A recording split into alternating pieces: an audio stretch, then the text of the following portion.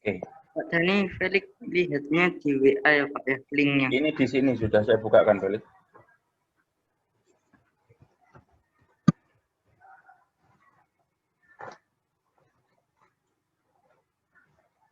Hari keempat, yang bagian A yang kita pelajari adalah nilai-nilai Pancasila dalam kehidupan sehari-hari. Yang pertama, nilai ketuhanan yang Maha Esa. Nilai-nilainya pada ketuhanan yang Maha Esa terdiri dari apa saja? Coba Amel disebutkan.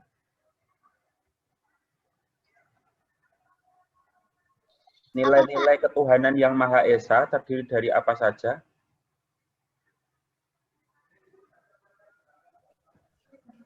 Pak Dani, Hmm?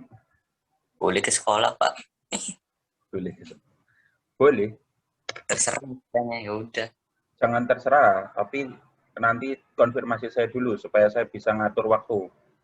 Jadi nggak benturan, nggak barengan sama yang lain. Nggak ada sih, yang ke sekolah cuma ada 2 anak aja sekarang ini. Ada Melvin sama Jason. Hanya itu aja. Pak Dani kan setiap hari Martin di sekolah Pak. Iya, rumahnya kan sekolah dia. Nilai-nilai ketuhanan yang Maha Esa. Amel, coba sebutkan apa saja, Amel. Halaman 40, Amel, silahkan dibuka. Bagian bawah. Halo, Amel? Can you listen my voice very well?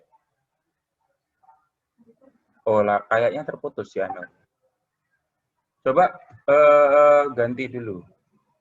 Prestian Baptista. Bisa menyebutkan nilai-nilai ketuhanan yang Maha Esa, Prestian?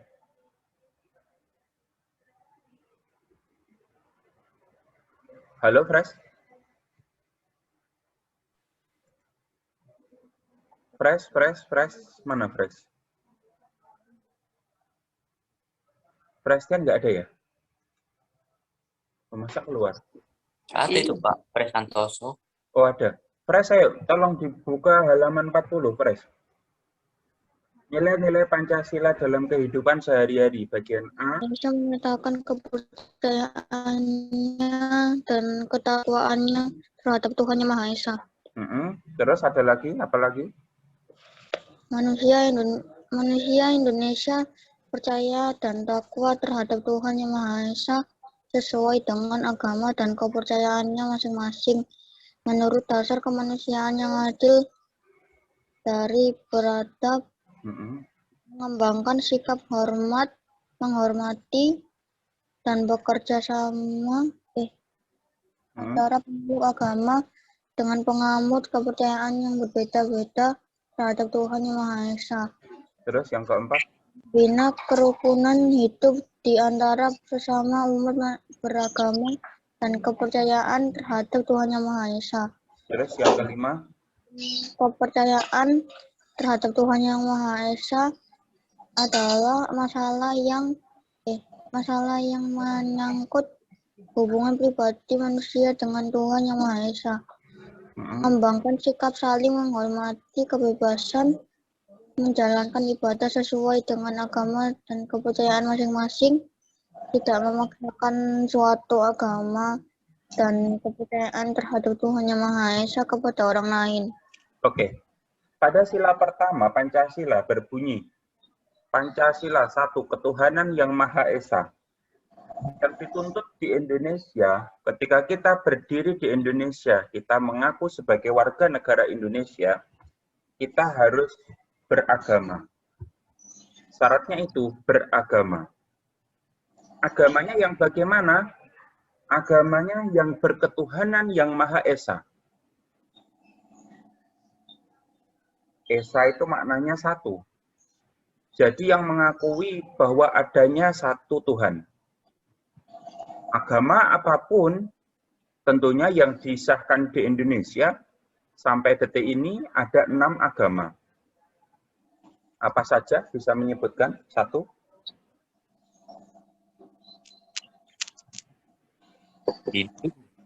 Hindu. Terus 2.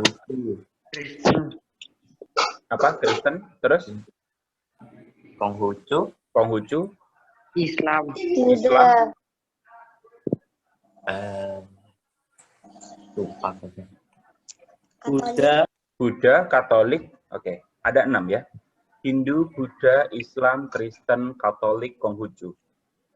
Dari ke-6 agama ini berarti mereka ketika disahkan di Indonesia sebagai agama yang boleh dianut oleh masyarakat Indonesia, syaratnya berarti berketuhanan yang Maha Esa. Harus berketuhanan. Bagaimana Pak apabila ada seorang warga negara Indonesia yang mereka adalah orang ateis? Ateis itu tidak mengaku adanya Tuhan. Tidak mengakui adanya Tuhan. Apakah ada orang yang begitu? Ada. Ada orang yang tidak mengakui adanya Tuhan. Secara konsep administratif negara tidak boleh ateis. Karena nggak ada. Di KTP tulisannya agama ateis, itu nggak ada. Ketika menuliskan agama, ya Islam, Kristen, Katolik, Buddha, Hindu, Konghucu, ataupun ada dari 6 itu tadi. Hanya boleh itu. Dia nggak boleh mengatakan ateis. Nah, lalu bagaimana orang-orang yang mereka yang tidak mempercayai adanya agama? Salah satunya yang mereka lakukan adalah hanya menuliskan secara administratif. Ditulis secara administratif, misalkan Kristen. Tulis Kristen begitu. Tapi dia juga tidak ke gereja. Dia Kristen tapi juga tidak membaca Alkitab. Dia Kristen juga tidak mengakui Tuhannya. Dia Kristen juga tidak beribadah. Itu konsepnya ateis. Namun, berkedok dengan identitas. Banyak yang begitu. Di KTP dituliskan beragama Islam. Tapi faktanya nggak ke masjid. Faktanya tidak membaca Al-Quran. Faktanya tidak mempercayai Tuhannya. Dan lain sebagainya. Nah, lalu nilai-nilai ketuhanan yang Maha Esa, ketika dia mengikrarkan diri sebagai saya adalah warga negara Indonesia, maka secara kewajiban harus mengatakan agamanya apa. Harus itu. Nah, sekarang yang menjadi polemik di bangsa ini adalah agama-agama yang bersifat kedaerahan. Apakah ada? Ada. Salah satunya dari suku kalau enggak salah suku Samin. Di suku Samin sana juga dituliskannya beragama Islam. Padahal mereka tidak mengakui dengan agama Islam tersebut, yang artinya tidak menganut agama Islam tersebut. Tapi dituliskannya beragama Islam. Mereka menganut konsep kejawen misalkan. Nah, hal-hal yang semacam itu yang kadang masih berada di Indonesia dan masih menjadi polemik. Makanya muncul sekarang ini ada tatanan keagamaan yang baru lagi. Namanya kepercayaan. Jadi ada sebuah, bahkan kepercayaan itu sekarang sudah menjadi komunitas yang besar juga.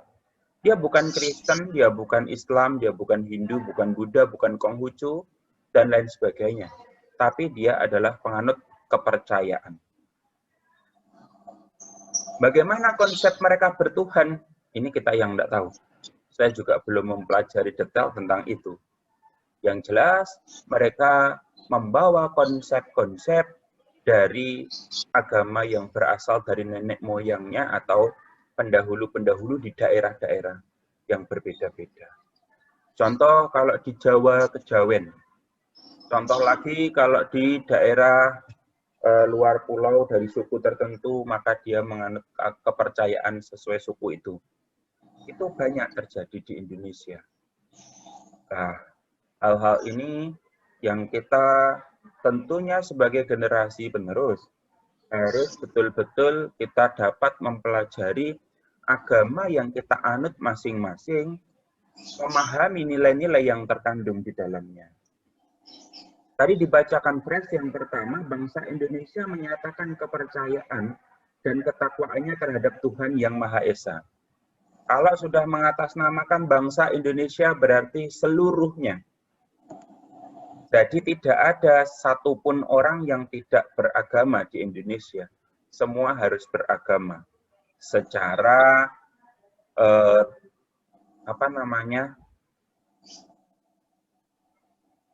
secara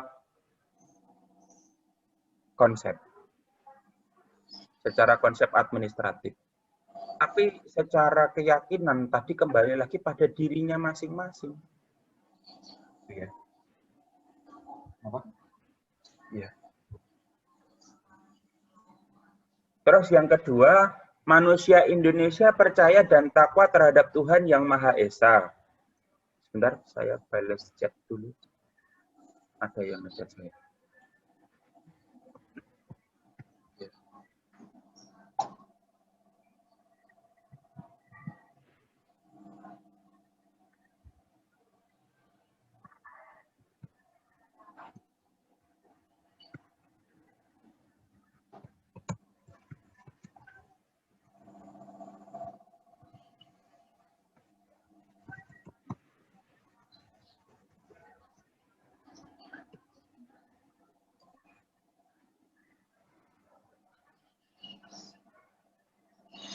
Yang kedua, manusia Indonesia percaya dan takwa terhadap Tuhan Yang Maha Esa sesuai dengan agama dan kepercayaan masing-masing menurut dasar kemanusiaan yang adil dan beradab. Yang tadi, yang pertama, kepercayaan terhadap Tuhan Yang Maha Esa. Yang kedua ini sesuai dengan agama dan kepercayaan masing-masing menurut dasar kemanusiaan yang adil dan beradab. Dasarnya kemanusiaan. Yang ketiga, mengembangkan sikap hormat, menghormati, dan bekerja sama antar pemeluk agama dengan penganut kepercayaan yang berbeda-beda terhadap Tuhan Yang Maha Esa. Apa contohnya? Kalau kalian lihat, pada saat perayaan Natal, yang menjaga gereja itu para banser. Banser itu tentaranya Nahdlatul Ulama atau Islam. Mereka pakai baju doreng seperti tentara, mereka mengamankan gereja-gereja. Terus pada saat bulan puasa, kaum Nasrani ikut serta membagi-bagikan takjil di pinggir-pinggir jalan.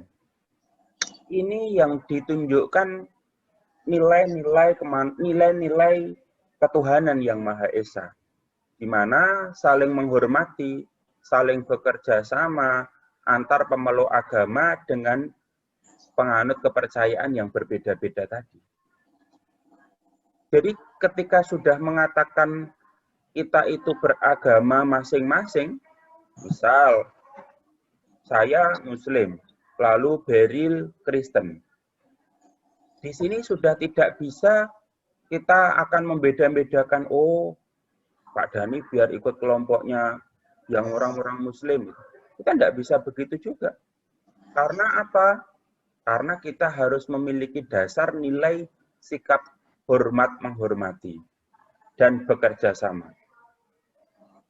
Jangankan secara agama, secara suku, secara pulau, secara bahasa, di Indonesia itu sangat majemuk, sangat banyak sekali. Ada ratusan suku, ada puluhan bahasa, ada beberapa agama. Tetapi semua itu dikurung dalam satu bingkai namanya Bhinneka Tunggal Ika. Ini Indonesia. Yang berikutnya, yang keempat, nilainya adalah membina kerukunan hidup antar sesama umat beragama dan kepercayaan terhadap Tuhan Yang Maha Esa. Nilai kerukunan. Yang kelima, agama dan kepercayaan terhadap Tuhan Yang Maha Esa adalah masalah yang menyangkut hubungan pribadi manusia dengan Tuhannya. Lalu ketika sudah menganut beragama masing-masing, tidak ada yang boleh saling menyalahkan. oh agamamu ini, wah itu bagaimana jalan? Tidak boleh. Kita tidak boleh mengurus sampai sedalam itu. Mengapa? Karena kita semuanya harus menjunjung tinggi bahwa ketika kita beragama, maka itu menyangkut hubungan dia pribadi dan Tuhannya. Kita tidak boleh ikut campur di situ. Kita tidak boleh mempengaruhi. Oh, kamu beragama, agamamu ini. Nanti konsepnya ini begini, tidak boleh begitu. Kalau sudah mengatakan beragama, itu adalah keyakinan terhadap Tuhannya masing-masing. Yang Katolik akan mempercayai Tuhannya secara konsepnya Katolik. Yang Kristen akan mempercayai konsep ketuhanan secara Kristen. Yang Islam akan mempercayai konsep ketuhanan secara Islam. Namun semuanya itu sesama pemeluk agama meskipun berbeda-beda agamanya, tetapi harus menjunjung tinggi nilai kerukunan dan sikap toleransi dan saling menghormati. Yang keenam, mengembangkan sikap saling menghormati, kebebasan menjalankan ibadah sesuai dengan agama dan kepercayaan masing-masing. Di Indonesia tidak boleh juga melarang orang beribadah. Misalkan pada hari Minggu, orang-orang yang beragama Kristen tentunya menjalankan ibadah di gerejanya masing-masing. Lalu orang Muslim tidak boleh menghalang-halangi, tidak boleh melarang ketika orang Kristen sedang melaksanakan ibadah. Begitu juga pada saat orang Muslim sedang beribadah, agama lain pun juga tidak diizinkan untuk melarang beribadah. Yang ketujuh, tidak memaksakan suatu agama dan kepercayaan terhadap Tuhan Yang Maha Esa kepada orang lain. Tidak boleh seseorang memaksakan agama kepada orang lain. Tidak boleh mempengaruhi supaya menganut agamanya. Tidak bisa begitu.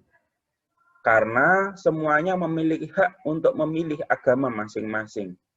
Yang menurut dirinya, menurut keyakinannya, agama itu adalah yang paling tepat. Ini. Hanya berada di Indonesia yang bisa menjunjung tinggi nilai-nilai itu semuanya. Terbukti dari contoh sekolah kita. Kalian kalau tahu sekolah kita, samping sekolah kita persis, sebelah kiri, itu adalah gereja. Sekolah kita sekolah Kristen. Sebelah kanan sekolah kita, itu adalah asrama putri pondok pesantren Darussalam. Sampingnya gereja, itu ada asrama putra pondok pesantren Darussalam. Depannya asrama pondok pesantren ada Masjid Darussalam, ada MI Darussalam, ada SMP Darussalam. Yang di sini sudah melambangkan sebuah kebinekaan. Meskipun berdekatan, kita tidak saling bermusuhan. Ini fakta, ini real di Indonesia. Belum tentu hal ini bisa terjadi di negara lain. Belum tentu hal ini bisa terjadi di negara lain. Itu ya. Yang sila kedua, nilai-nilai kemanusiaan yang adil dan beradab. Tolong Lisa dibacakan nilai-nilainya apa saja. Baik, Pak. Mengakui dan memperlakukan manusia sesuai dengan harkat dan martabatnya sebagai makhluk Tuhan Yang Maha Esa. Kedua, mengakui persamaan derajat, persamaan hak dan kewajiban asasi setiap manusia tanpa membeda-bedakan suku, keturunan, agama, kepercayaan, jenis kelamin, kedudukan sosial, warna kulit, dan sebagainya. 3. Mengembangkan sikap saling mencintai sesama manusia. Keempat, mengembangkan sikap saling tenggang rasa dan tepa salira. 5. Mengembangkan sikap tidak semena-mena terhadap orang lain. 6. Menjunjung tinggi nilai-nilai kemanusiaan. 7. Gemar melakukan kegiatan kemanusiaan. 8. Berani membela kebenaran dan keadilan. 9. Bangsa Indonesia merasa dirinya sebagai bagian dari seluruh umat manusia. 10. Mengembangkan sikap hormat menghormati dan bekerja sama dengan bangsa lain. Oke.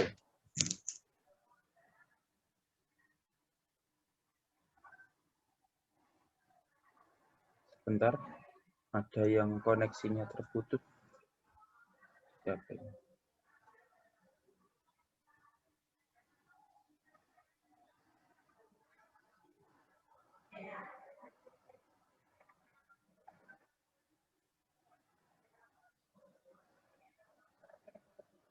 Koneksinya terputus. Saya bacakan, yang dibacakan Lisa tadi. Ada yang bisa memberikan pertanyaan dari apa yang disampaikan Lisa?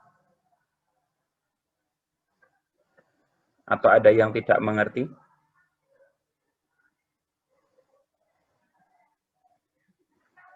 Ada pertanyaan mungkin yang disampaikan Lisa? Ya, Dok. Oke. Tepas lira itu apa?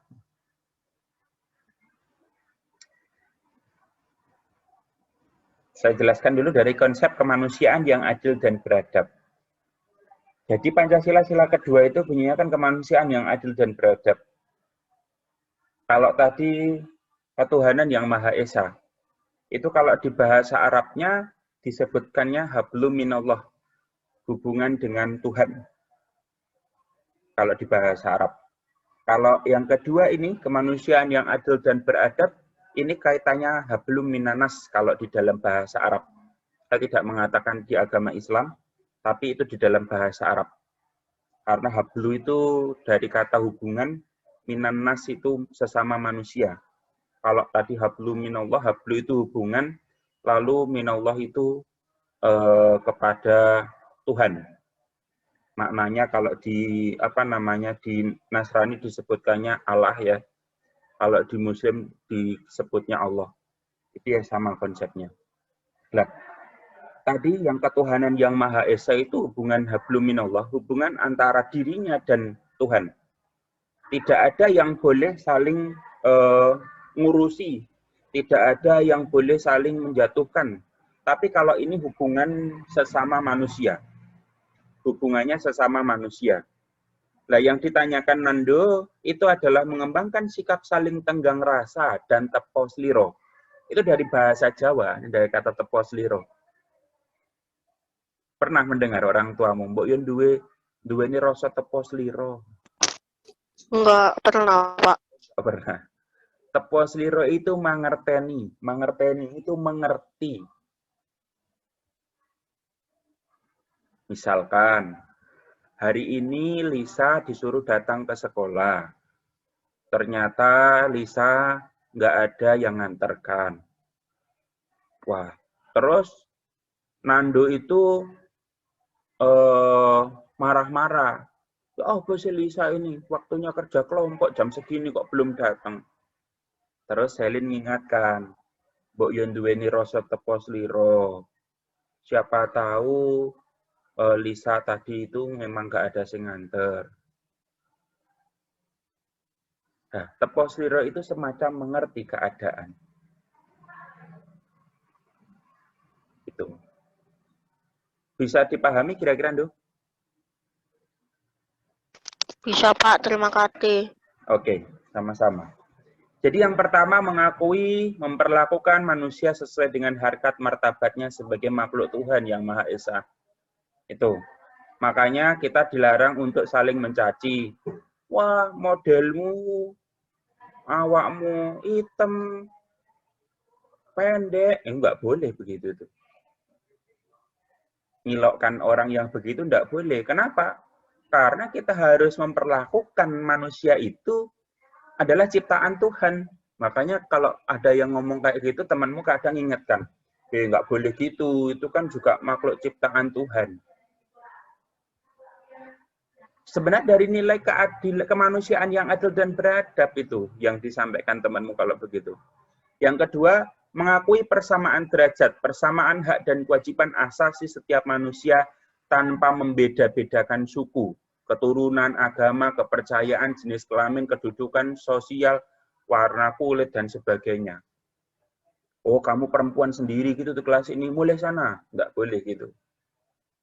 Harus tetap diakui. Tapi saya pernah mengalami sebuah nilai yang kedua ini, yang tidak menyenangkan. Barusan, di bulan ini juga. Suatu ketika saya datang ke puskesmas.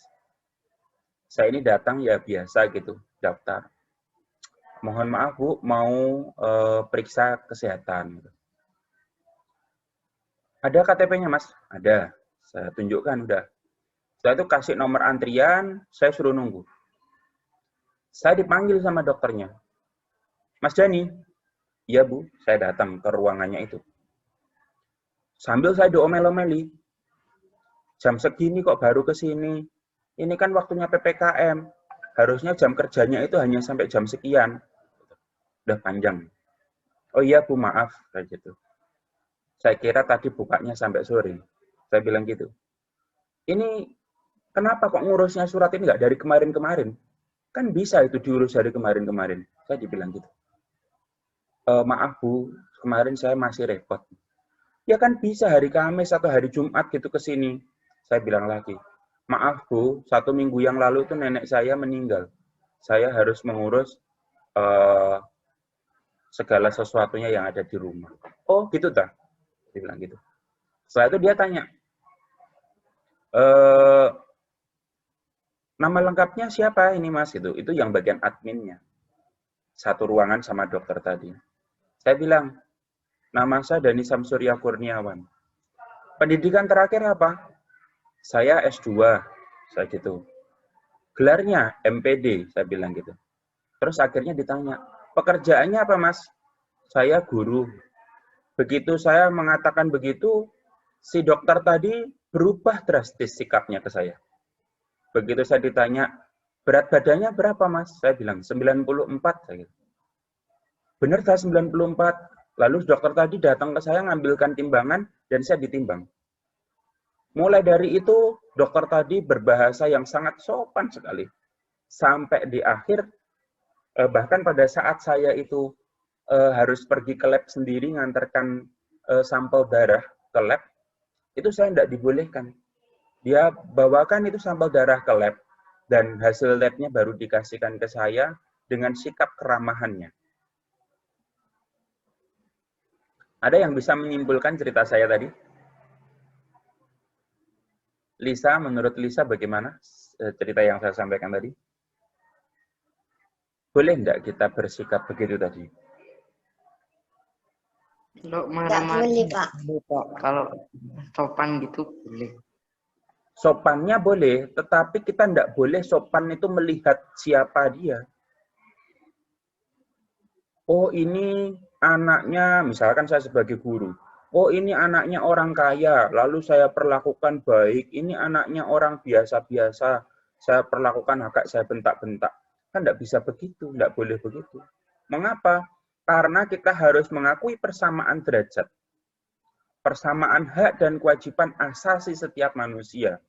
Tanpa membeda-bedakan suku, tanpa membeda-bedakan keturunan, tanpa membeda-bedakan agama, tanpa membeda-bedakan kepercayaan, tanpa membedakan jenis kelamin, tanpa membedakan kedudukan sosial, tanpa membedakan warna kulit, dan tanpa membeda-bedakan yang lainnya.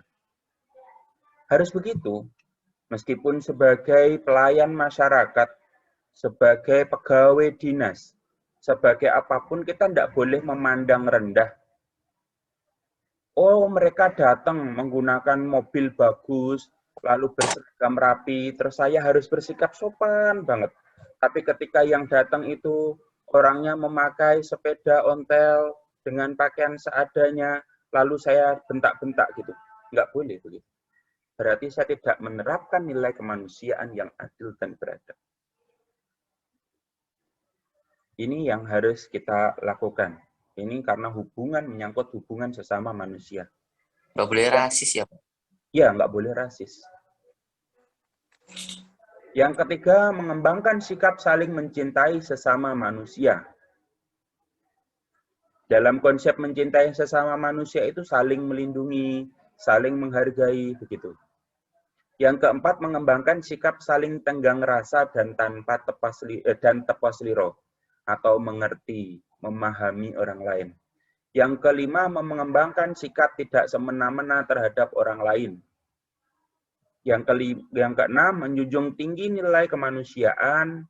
Yang ketujuh, gemar melakukan kegiatan kemanusiaan. Ini banyak sekali sekarang kegiatan kemanusiaan. Berani membela kebenaran dan keadilan. Bangsa Indonesia merasa dirinya sebagai bagian dari seluruh umat manusia. Yang kelima, mengembangkan sikap hormat, menghormati, dan bekerja sama dengan bangsa lain. Salah satu contoh melakukan gemar kegiatan kemanusiaan, itu sekarang ini kan lagi mewabah COVID-19. Banyak di media sosial, di WA, itu ada WA mengatakan bahwa dibutuhkan donor darah, plasma konvalen itu dan lain sebagainya itu. Pernah membaca itu kan? Nah, itu aksi-aksi kemanusiaan. Terus kayak di Surabaya ini, Surabaya memanggil, itu menghadirkan relawan-relawan yang mau para pemuda-pemuda untuk membantu. Ada membantu proses pemakaman jenazah COVID, ada yang membantu merawat pasien COVID, ada yang membantu proses vaksinasi, dan lain sebagainya. Itu merupakan kegiatan-kegiatan kemanusiaan. Yang ketiga, nilai persatuan Indonesia. Silahkan Daryl dibacakan.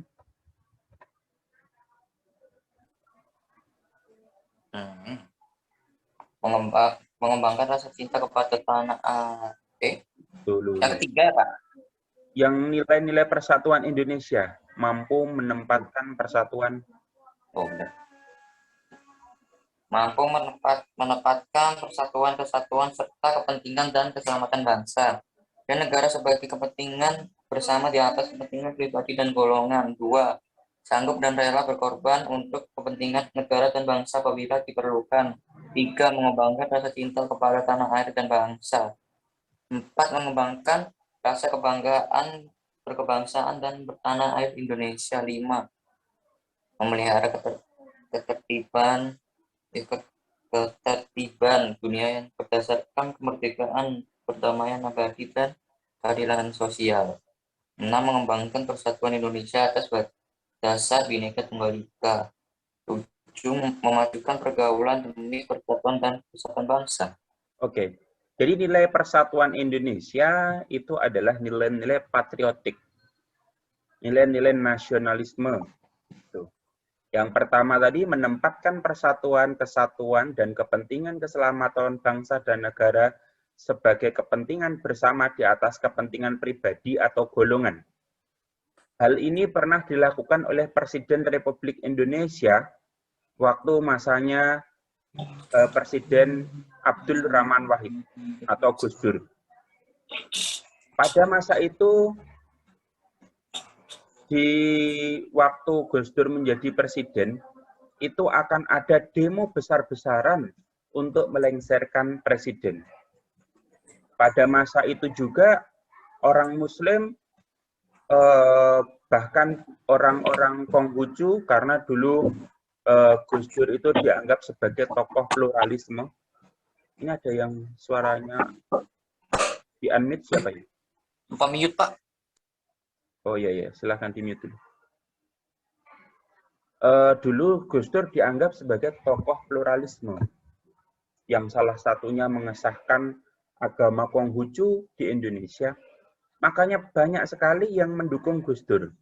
Pada masa Gus Dur akan dilengsarkan oleh beberapa rakyat Indonesia, ada sebanyak 3 juta lebih rakyat Indonesia yang siap berperang melawan bangsanya sendiri yang mau melengsarkan Gus Dur. Tapi apa yang dilakukan Gus Dur? Saya akan tunjukkan kepada kalian.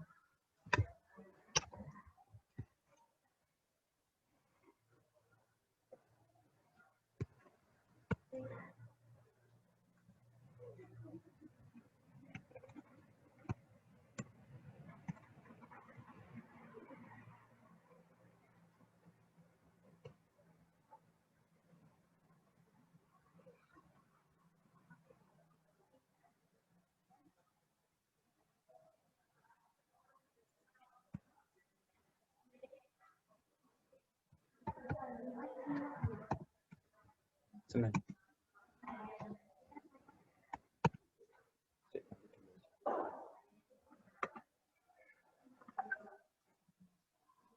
Saya sharekan video ke kalian. Kelihatan ini?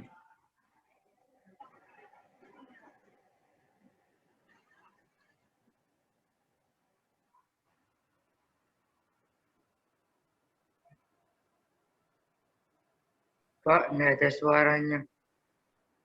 Nggak ada suaranya? Iya, Pak. Oke, sebentar.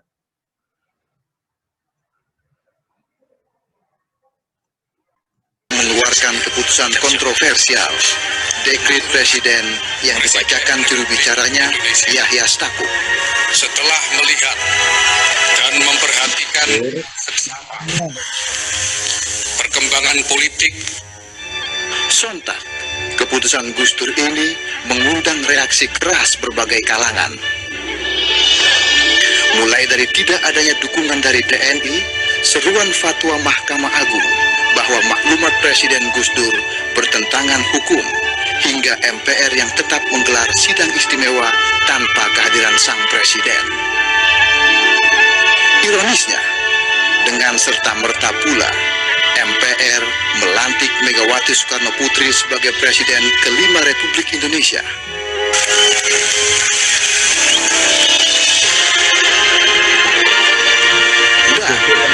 Gus Dur pun lengser dari tampuk tertinggi kepemimpinan di Republik ini. ya itu tadi rekaman saat-saat menjelang. Oke, stop sampai di situ. Selin, silahkan dinyalakan videonya.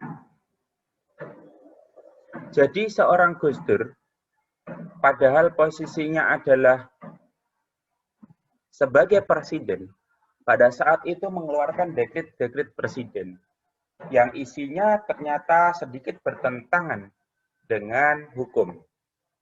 Apa yang dilakukan oleh MPR? Mereka melakukan sidang istimewa tanpa dihadiri Gus Dur. Lalu pada saat itu Megawati dilantik sebagai Presiden Republik Indonesia setelah Gus Dur.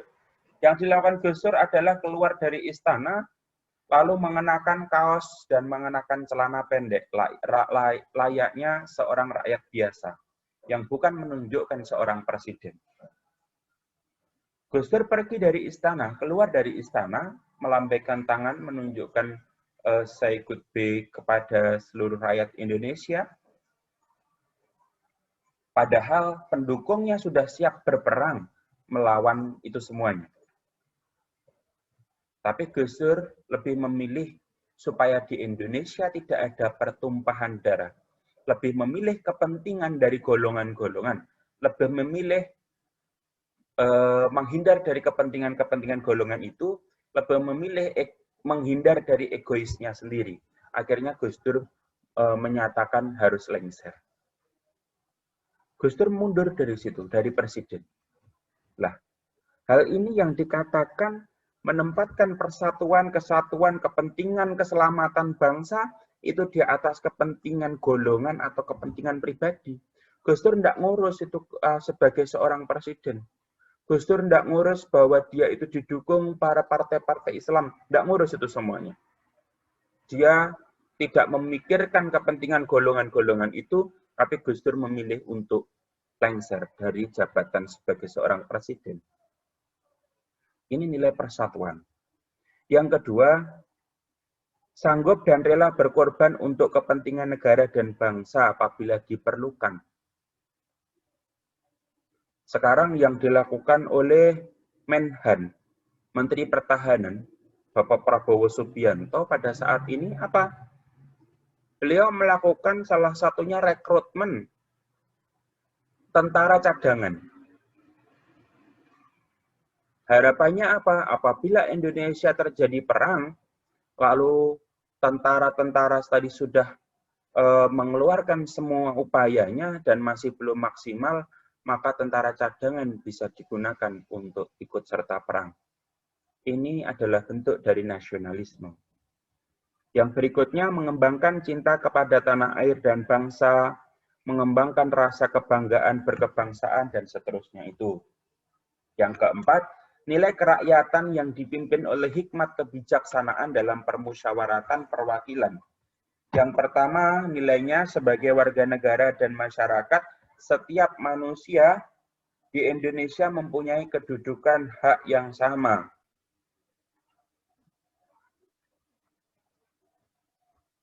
Di mana? Tidak boleh memaksakan kehendak kepada orang lain, mengutamakan musyawarah dan mengambil keputusan kepentingan bersama. Kenapa, Nando? Gambarnya Pak Dhani buram. Buram. Oh, kamu bisa lihat di itu aja kalau bukumu halaman 42. Menghormati dan menjunjung tinggi setiap keputusan yang dicapai dengan hasil musyawarah. Dengan iktikat baik dan rasa tanggung jawab, di dalam musyawarah diutamakan kepentingan bersama di atas kepentingan pribadi. Musyawarah dilakukan dengan akal sehat, keputusan yang diambil harus dapat dipertanggungjawabkan, memberikan kepercayaan kepada wakil-wakil yang dipercayai untuk melaksanakan permusyawaratan. Contoh, kalau misalkan dalam kelas mau memilih ketua kelas, itu cara yang pertama semestinya yang dilakukan adalah musyawarah untuk mencapai tujuan yang mufakat untuk memilih siapa jadi ketua kelasnya.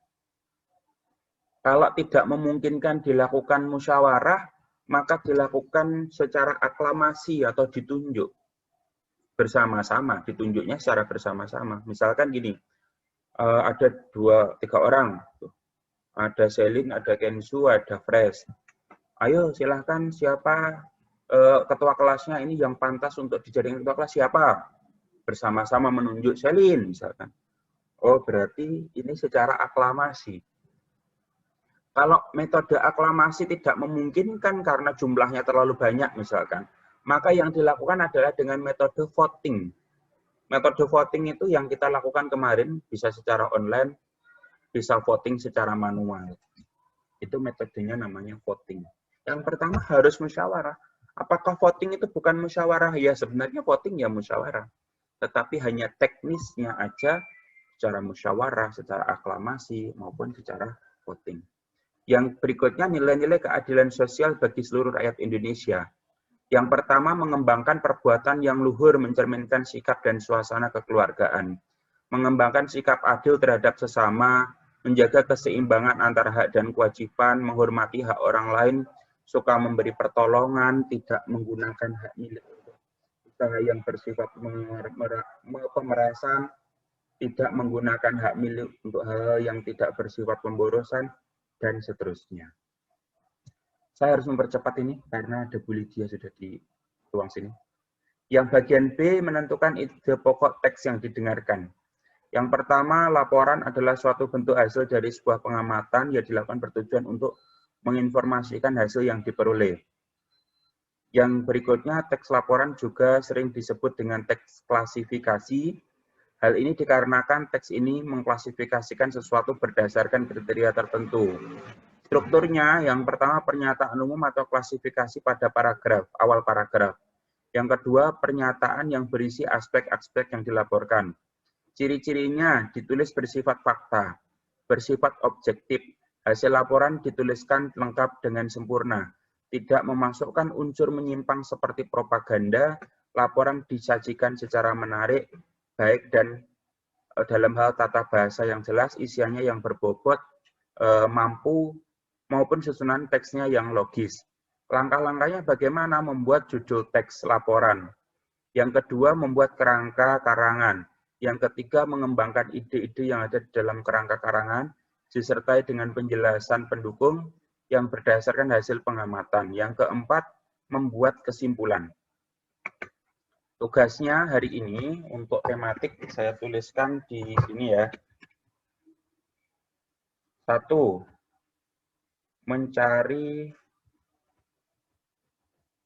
Mencari teks berita dari koran. Kalau berita terserah enggak apa-apa, Pak. Terserah, beritanya terserah. Pokoknya mencari teks berita dari koran. Itu Lalu kamu ceritanya juga ditulis di bawahnya, cerita apa itu? Maksudnya cerita bagaimana? beritanya kan, berita kan ada kayak tulisannya gitu, atau kita tulis bencananya. Nggak usah ditulis dulu. Beritanya dari koran itu kamu gunting, ditempelkan di buku. Misalkan ini buku, kalau muat satu ya nggak apa-apa satu, kalau sisa ya misalkan segini berita. Nah, ini kalau nggak ada koran bagaimana, Pak? Kalau terpaksa nggak ada koran, masa nggak ada di dekat kalian? Nggak ada, Pak. Sudah enggak ada, Pak. Bukan, nggak ada yang jual koran, Pak. Kalau Oke, koran di Iya, rumah, di rumah sini udah dipakai buat itu burung, Pak. Oke, kalau terpaksa nggak ada koran, kalian cari berita di internet.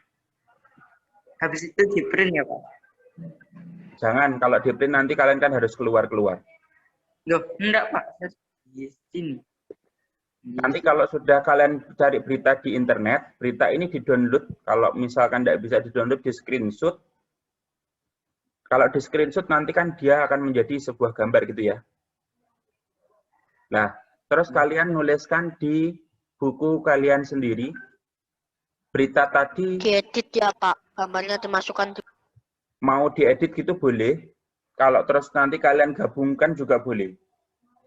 Lalu di buku tulis kalian tuliskan bagaimana pernyataan umum pada koran tadi atau pada berita tadi. Yang kedua, bagaimana paragraf yang mengisi aspek yang dilaporkan. Jadi misalkan pernyataan umum. Pernyataan umum biasanya kan menjelaskan kapan terjadinya, siapa yang melakukan. Nanti kalau pas bagian bagaimana atau mengapa hal itu terjadi, itu berarti masuk aspek yang dilaporkan. Paham? Jadi ada dua struktur. Yang pertama terdiri dari pernyataan umum. Pernyataan umum ini masih perkenalan-perkenalan. Contoh begini. Saya akan contohkan berita.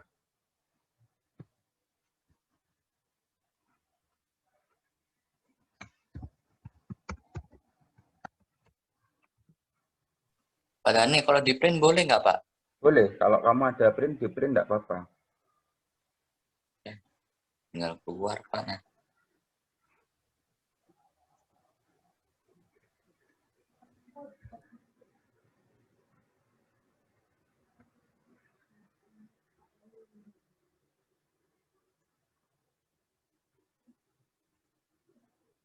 Sebentar ya Bu Lydia. Gara-gara buku baru ini saya jelaskan jadi lama. Ini saya share di sini. Contohnya. Ini tembok Plaza Ambro. Tembok atap lantai 6 Plaza Simpang 5 Kota Semarang, Jawa Tengah. Sabtu pukul 15 meminta korban jiwa. Reruntuhan tembok menimpa seorang pegawai Telkom Speedy bernama bla bla bla bla bla ini ya. Ini merupakan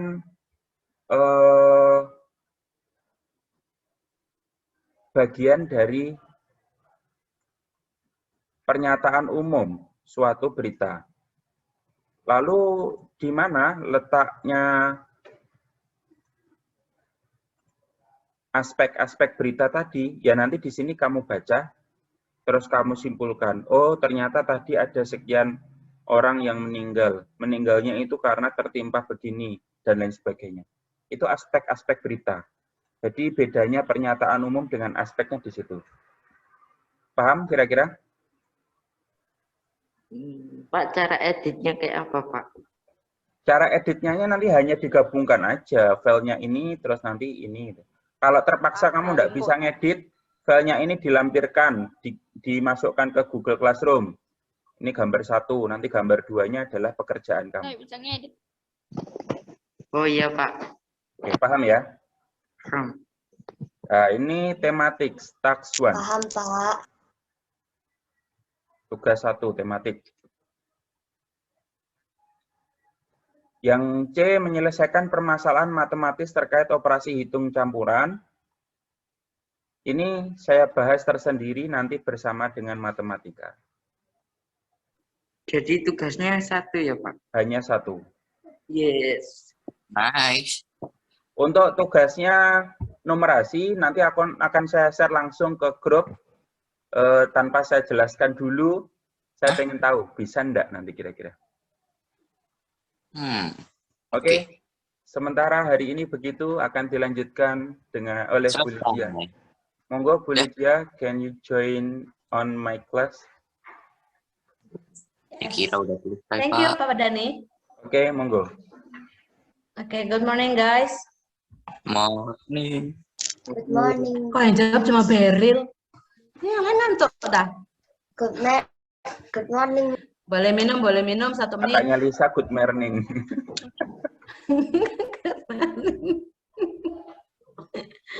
Good mesmerizing. Apa ini namanya? Malu-malu gitu jadi merah, mesmerizing. Tersipu-sipu malu. Boleh minum 1 menit? Hah? 30 detik. Keselak nanti, Pak. Oke. Nampaknya sudah nggak ada yang skip minum ya. Iya, silakan. Ada anak saya satu ini. Ya. Oh iya, Dan. Ya, monggo. Kalau minggu lalu kita sudah belajar tentang apa? Masih ada yang ingat nggak? Tentang jalanan. Apa, Beril? Tentang jalanan kalau nggak salah. Tentang jalanan. Jalanannya kenapa? Kiri, menghadap kanan, terus lurus. Ya, itu apa namanya?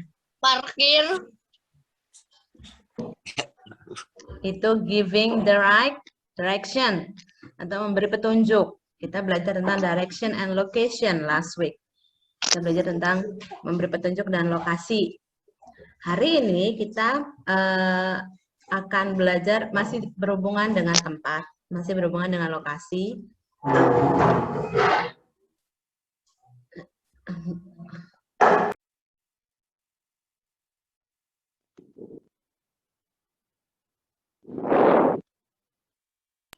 Oke, Miss Lydia sebut dulu satu kata, vacation. Siapa yang tahu arti kata vacation? Liburan. Apa, Sel? Liburan. Exo langsung tahu liburan. Kamu sering liburan ya, Sel, sebelum pandemi? Enggak. Ya, betul. Vacation itu liburan. Kalau tentang liburan biasanya orang-orang akan pergi ke suatu tempat, berlibur. Apa tempat favoritmu untuk berlibur? Banyak, ada yang mungkin ke gunung, ke pantai. Ke Batu. Kemana, Felix? Ke Kota Batu. Nggak jelas. Kemana? Ke Kota Batu, Miss. Ke Kota Batu. Ke Malang itu loh, Miss. Oh, ke Batu Malang. Ya. Kita masuk ke pegunungan ya. Oke. Mas Lydia share screen sebentar. Kita akan belajar dari teks. Kelihatan nggak? Kelihatan. Mario, kelihatan nggak, Mario? Kelihatan, Miss. Atau kurang besar? Kelihatan, Miss.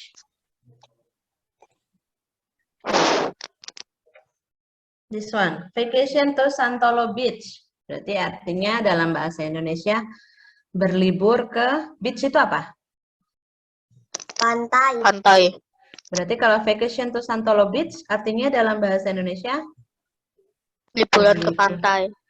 ke pantai mana? Pantai Santolo. Ya, pantai Santolo. Hah? Kemana, Beril? Pantai Kenjeran. Itu yang dekat sama kita. Oke. Di paragraf pertama, Miss Lydia akan bacakan dalam bahasa Inggris. When Idul Fitri holiday, after visiting my parents at Pamengpeuk Garut. I and my family went to Santolo Beach to refresh our mind after the long time of work.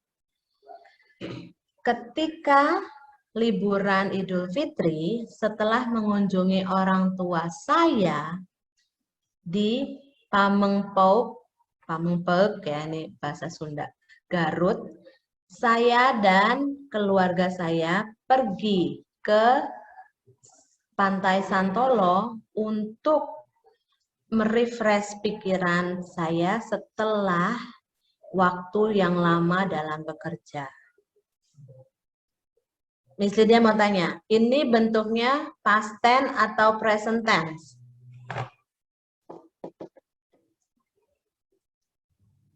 Past time. Kenapa past tense, Fernando?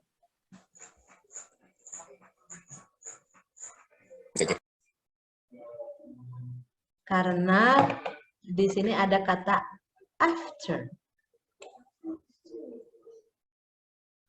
Past tense. And di sini yang digunakan kata kerjanya, kata kerja keberapa ini? Kata kerja kedua dari kata go.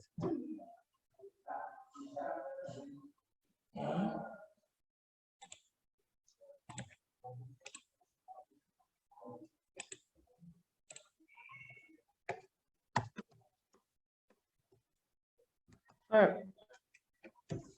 Verb itu dalam bahasa Indonesia adalah kata kerja. Verb one digunakan untuk present tense atau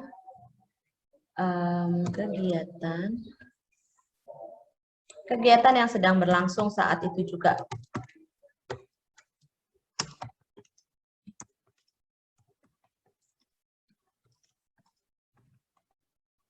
Oke. Verb ini terdiri dari 3 ya, verb 1, verb 2, and verb 3. Yang verb itu biasanya dipakai untuk simple past tense atau kegiatan yang telah berlangsung. Lalu ada verb yang ketiga.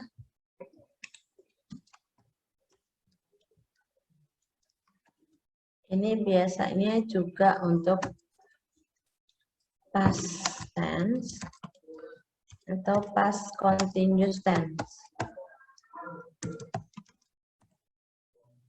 Atau kegiatan yang telah berlangsung. Kegiatan yang telah berlangsung dan dilanjutkan kembali. Ini verb.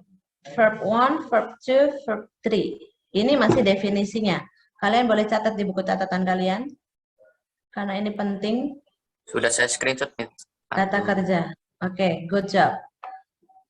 Ini untuk verb. Lalu verb ini terdiri dari 2. Verbnya terdiri dari 2 jenis.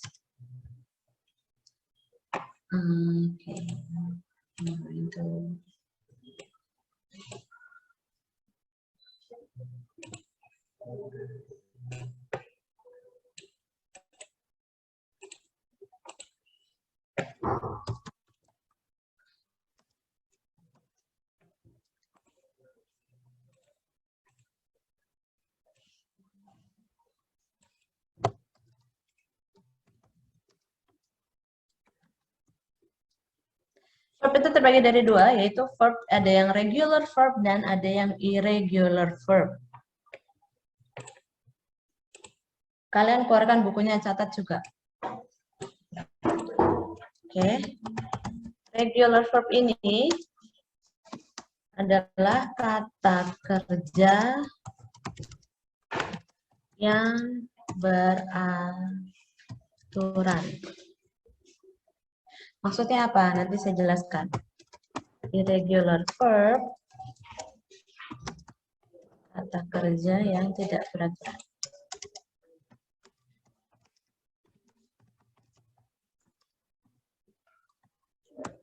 Oke. Sampai di sini. Jadi verb itu adalah kata kerja. Apa sih kata kerja? Kata kerja itu seperti di teks yang tadi itu ada when. Atau kalian mungkin tahu kata kerja yang lain like cooking atau fishing. Maaf, Ya. Miss Lydia, baterai saya habis, saya keluar dulu ya, gak mau nambah baterainya. Oh iya, Nando. Sampai jumpa ya. Terima kasih. Iya, Miss, terima Ya, kasih. tetap jaga kesehatan ya. Oke. Ini kata kerja. Kata kerja. Apalagi play. Play itu termasuk dalam kata kerja. Bermain. Cook. Itu juga kata kerja. Write. Menulis. Itu juga kata kerja. Read. Membaca. Itu juga kata kerja. Sing. Bernyanyi. Itu juga kata kerja. Oke. Bisa dia tulis di sini.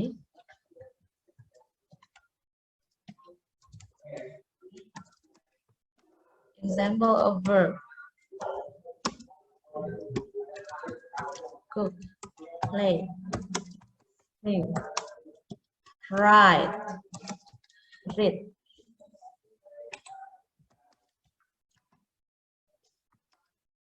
Etc. Oke. Kalian boleh screenshot, boleh catat. Nanti kalau misalnya dia tanya, misalnya dia harap bisa jawab ya. Oke, good.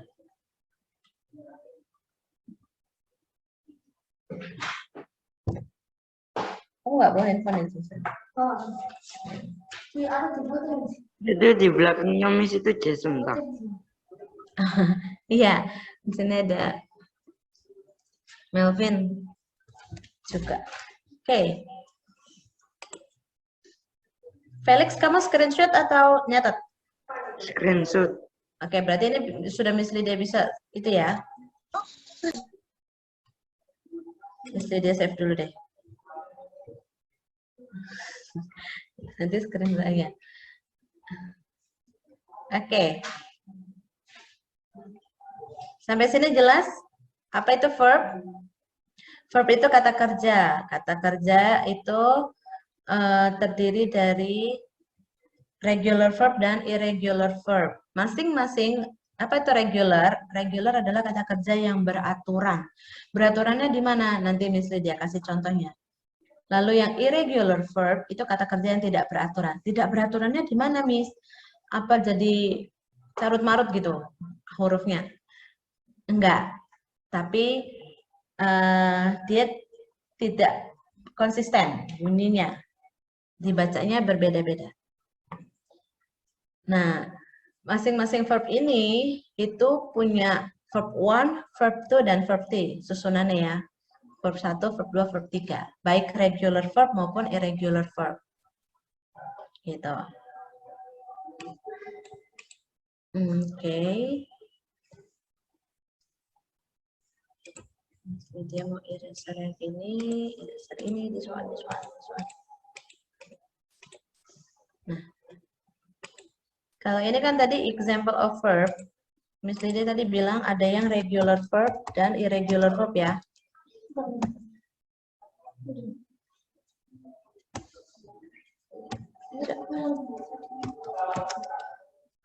Regular verb, kata kerja beraturan.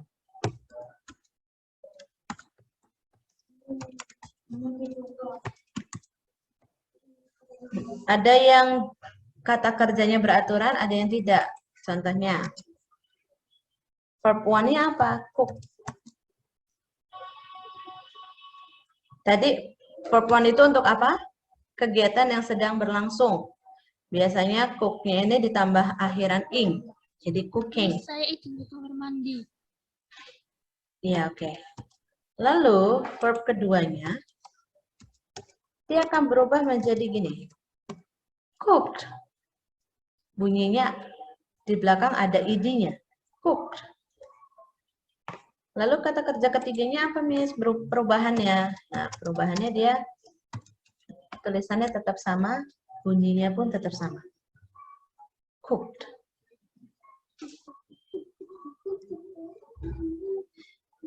Ini yang kata kerja beraturan. Yang irregular verb, kata kerja tidak beraturan. Misalnya ambil contoh verb 1-nya. Right. Kalau yang di atas, yang regular verb, belakangnya ditambah apa? Dari kata dasarnya? ed. Ed. Apakah yang irregular verb sama? Ditambah id? Jawabannya tidak. Karena dia akan menjadi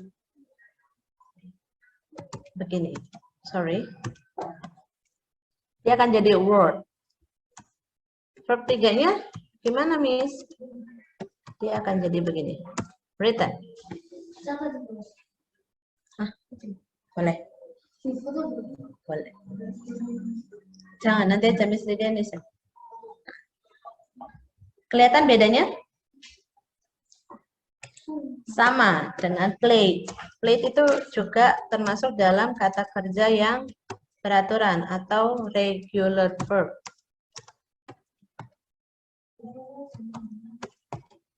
Tiganya tetap plate.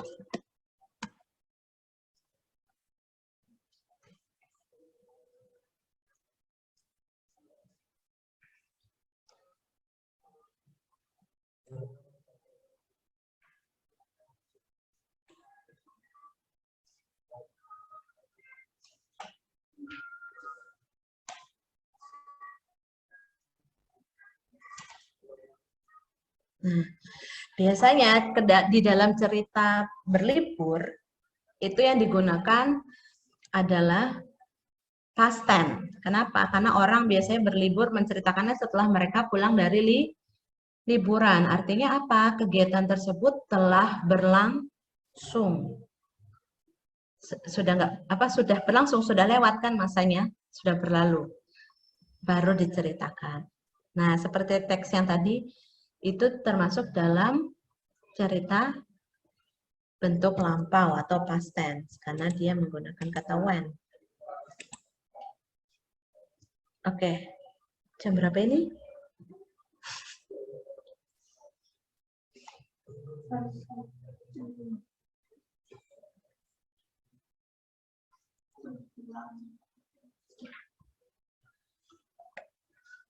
Oke. Sampai sini jelas?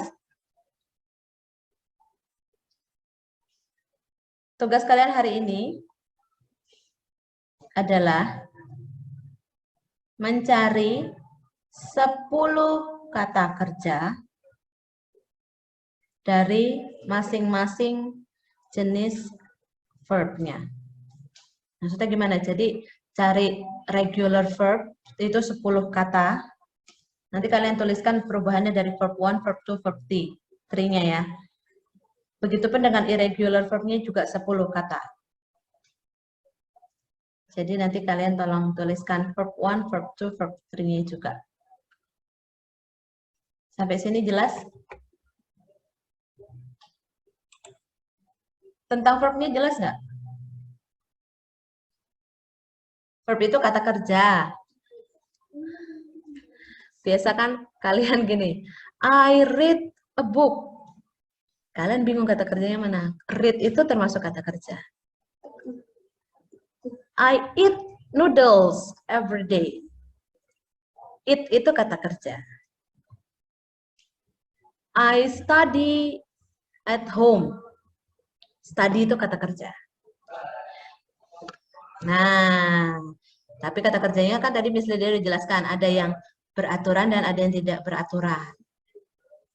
Bentuknya masing-masing jenis itu ada 3. Bentuk pertama, bentuk kedua, dan bentuk ketiga. Verb 1, verb 2, verb 3.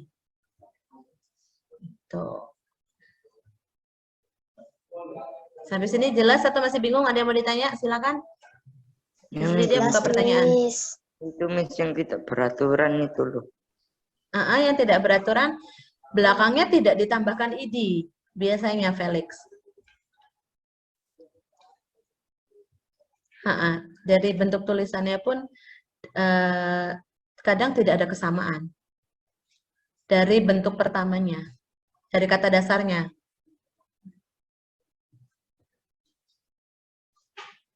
Gitu. 10 kata ya. Ya, Miss. Nanti diupload di Google Classroom. Sel, jelas Sel? Excel baru kembali. Jelas ya. Kalau misalnya bingung, boleh wapri ke Miss Lydia langsung ya. Melalui WA. Oke? Oke, Enough for Miss. today. Tetap semangat belajar, tetap jaga kesehatan ya anak-anak. Karena kalian kelas 6 nggak akan makan waktu setahun untuk menuju ke kelulusan. Jadi harus tetap sehat. Oke? Thank you. Saya kembalikan ke Pak Dani. Terima kasih Pak Dani. Atau mau sekalian ditutup doa? Terserah gurunya. Pak Dani mana? Ini itu. Oh, ya udah yuk kita doa yuk. Siapa yang mau pimpin kita dalam doa?